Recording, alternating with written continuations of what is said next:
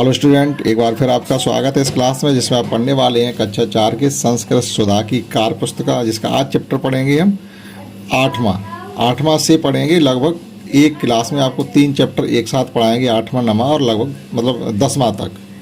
ठीक, क्योंकि छोटे छोटे चैप्टर बहुत जल्दी हो जाते हैं, तो कम से कम 10-12 मिनट की एक क्लास हो जाएगी, तो आपको कम से कम इसमें 3 चैप्टर हम पढ़ाने वाले हैं।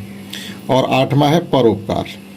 इससे पहले हमने 7 पढ़ा दी, उसकी लिंक भी आपको इस वीडियो के डिस्क्रिप्शन बॉक्स में मिल जाएगी। अगर आपने उसको नहीं देखा तो वो भी आप देख सकते हैं। तो शुरू करते हैं चैप्टर 8। इसका उच्चारण कृत्वा लिखत, उच्चारण करके लिखेगा। देखिएगा, ये थोड़ा कठिन सवाल है इसका, जो कि आपको याद होना चाहिए, तभी आप इसको कर पाएंगे। जैसे यहाँ पे कहा गया है कि एक वचन, द्विवचन, बहुवचन।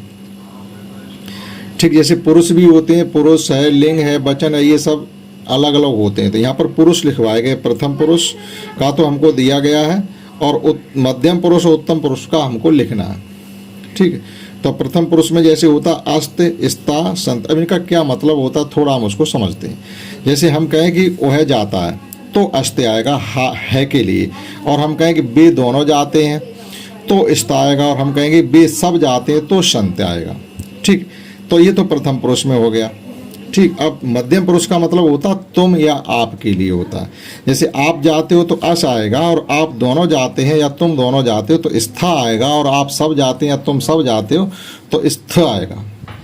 ये मतलब होता है मध्यम पुरुष का। और उत्तम पुरुष का आता है मैं और हमारे लिए। जैसे इंग्लिश में फर्स्ट पर्सन होता है और यहाँ थर्ड पर्सन होता है, वो उत्तम पुरुष उसको बोलते हैं। थोड़ा अंतर होता है इंग्लिश में फर्स्ट पर्सन में आई बी होता है, और यहाँ होता है जो थर्ड पर्सन होता है इंग्लिश में, वो संस्कृत में फर्स्ट पर्सन होता है, प्रथम पुरुष। और वहाँ भी जो सेकंड पर्सन होता है संस्कृत में, यहाँ भी सेकंड पर्सन होता है। होता क्या, फर्स्ट और थर्ड अपनी जगह बदल लेते हैं। थर्ड वाला संस्कृत में चला जाता पहली पे जगह, और पहला वाला चला आता थर्ड की जगह, इतना अंतर हो जाता। तो देखो, उत्तम पुरुष में क्या होता है, असम। जैसे अब मैं जाता हूँ तो हूँ के लिए असम लिखेंगे। ठीक, हम दोनों जाते हैं तो स्व लिखेंगे, और हम सब जाते हैं तो स्महा लिखेंगे। ये अंतर होता है आपके संस्कृत में। तो इन्हीं को हम कहते हैं वचन, मतलब पुरुष। इन्हीं को हम पुरुष कहते हैं, प्रथम पुरुष, द्वितीय पुरुष और उत्तम पुरुष। और वचन भी होते, एक वचन, दो वचन और बहुवचन। ठीक है, तो पुरुषों को वचन में लगाते। जैसे ये है हमारे एक वचन में, जैसे वह जाता है, तुम जाते हो, मैं जाता हूँ, वे दोनों जाते हैं, तुम दोनों जाते हो, हम दोनों जाते हैं, वे सब जाते हैं, आप सब जाते हैं, और हम सब जाते हैं। ठीक, तो ये देखो वचन भी साथ साथ चलते। तो आप इस बात को समझ पाए होंगे कि पुरुष क्या होते हैं। तो हमें इसमें प्रथम, मध्यम पुरुष और उत्तम पुरुष के ये वचन लिखने थे।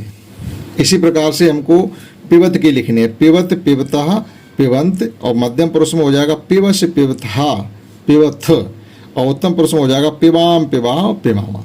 इसी प्रकार से भवत के हो जाएंगे, भमिष होना होता है। तो प्रथम पुरुष में भवत, भवता, भवंत।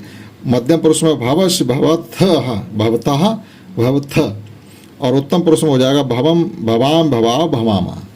और देखो, रक्षत का है। प्रथम पुरुष में रक्षत, रक्षता, रक्षंत। मध्यम पुरुष में हो जाएगा रक्षस, रक्षथा, रक्षथा, रक्षाथ। ठीक है, और उत्तम पुरुष में हो जाएगा रक्षाम, रक्षाव, रक्षामा। और अंत में यहाँ पर करोत, कुरुत, कुर्वंत।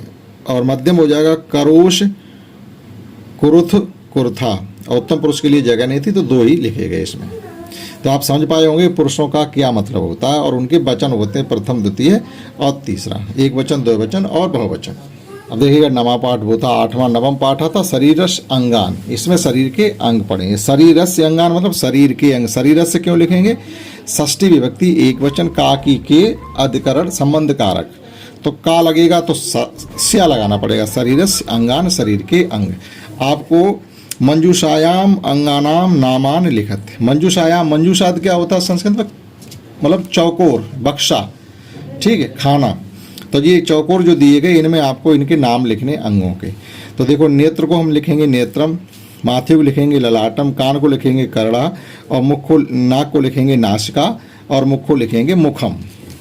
इसी प्रकार से इस हाथ को लिखेंगे हस्त, और ये हथेली होती है इसको लिखेंगे अंजलि, और ये अंगुलियां होती हैं लिखें आंगुल्य।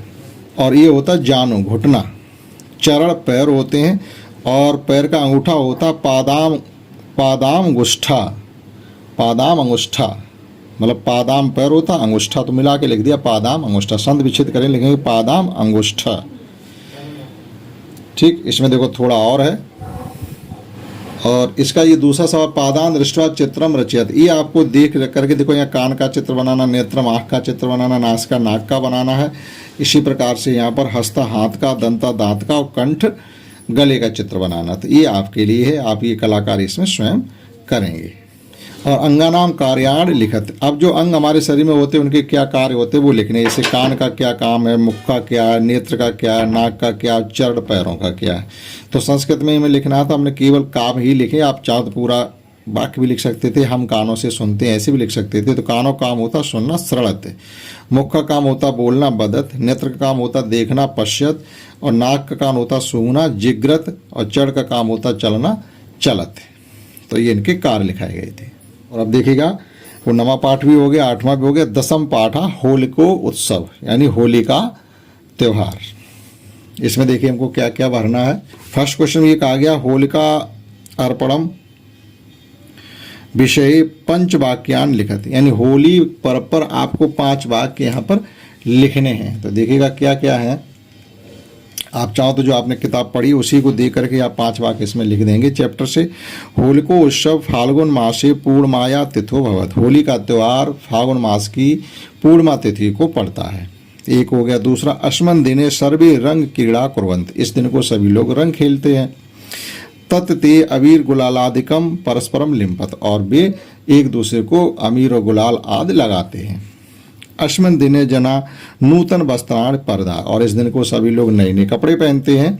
और इदम पर्व राष्ट्रस्य एकतायाम सौहार्दस्य च प्रतीकम अस्ति, और ये दिन राष्ट्र की एकता और सौहार्द का प्रतीक है। तो इस प्रकार से हमको 5 वाक्य लिखने थे, 1 2 3 4 और 5 हमने लिखे हैं, और अर्थ भी इनका बताया है, आप नोट कर सकते हैं। और दूसरा सवाल है उचित विकल्पम चित्वा प्रश्नानाम उत्तरम लिखत। ठीक, जैसे ये सवाल है यहीं पर इसके जवाब लिखे हुए, तो एक इसमें कोई सही है वो आपको या तो आप अंडरलाइन कर दो, नहीं तो पूरा वाक्य बना करके दोबारा उसका आंसर लिखेंगे। तो हमने उसका आंसर लिखा कैसे, होलिको उत्सव कस्मिन् मासे भवत, होली का त्यौहार किस महीने में पड़ता है।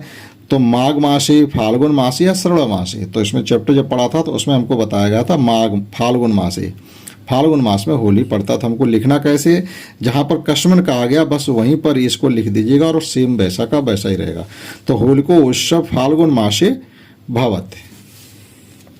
इसी प्रकार से जना रंग क्रीड़ाम कदा कुर्वन्ति, लोग रंग कब खेलते हैं। कदा मीन्स होता कब, तो रक्षाबंधन उत्सव पर या होली के उत्सव पर या दीपोत्सव या दीपावली पर। तो हम सब लोग जानते हैं होली पर हम सब लोग रंग खेलते हैं। तो जहाँ पर कदा है वहाँ केवल होलिका उत्सव लिख देंगे, और सेम वैसा का वैसा ही रहेगा। तो जना रंग क्रीड़ा होलिको उत्सवे कुर्वन्ति।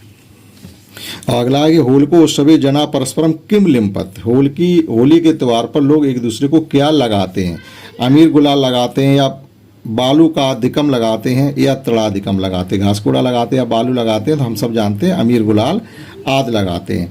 तो जहाँ पर किम लिखा हुआ है वहाँ पर आप इसको लिख करके सेम पूरा लिख देंगे, जैसे होलिका उत्सवे जना परस्परम अमीर गुलालादिकम लिम्पत। इन द सेम में अगला जना परस्परम क्रीदस व्यवहारम कुर्वन्त, लोग एक दूसरे से कैसा व्यवहार करते। क्रीदसम मीन्स कैसा, तो मैत्रीपूर्ण। तो क्रीदस की जगह केवल हम मैत्रीपूर्ण लिखेंगे। जना परस्परम मैत्रीपूर्णम व्यवहारम कुर्वन्ति। और एक क्वेश्चन और है होलिका पर्व कस्या प्रतीकम अस्त, होली का त्यौहार किस बात का द्योतक है, किस बात का प्रतीक है, क्या हमें उससे शिक्षा मिलती है, एकता का या अनेकता का या शत्रुता का। तो हम क्या लिखेंगे, होलिका उत्सव एकताया प्रतीकम अस्त, ये एकता का प्रतीक है। एक क्वेश्चन इसका और है या यति योजित्वा पदान लिखत, ये जितने भी पद लिखे इनमें सभी में आपको या को जोड़ करके लिख दें। जैसे शिक्षिका तो आप लिख देंगे शिक्षिकाया, स्वतंत्रता यहाँ लिख देंगे स्वतंत्रताया, छात्रा यहाँ लिख देंगे छात्राया, लेखिका यहाँ लिख देंगे लेखिकाया, पूर्णिमा यहाँ लिख देंगे पूर्णिमाया, होलिका लिख देंगे होलिकाया। तो कितना सरल था। ठीक, ये सब करना। तो इसमें हमने इस क्लास में पढ़ाई आपको चैप्टर 8, 9 और 10। आशा करता हूँ आपने समझ पाया होगा। इस क्लास में इतना ही। That's all. जय हिंद, जय भारत।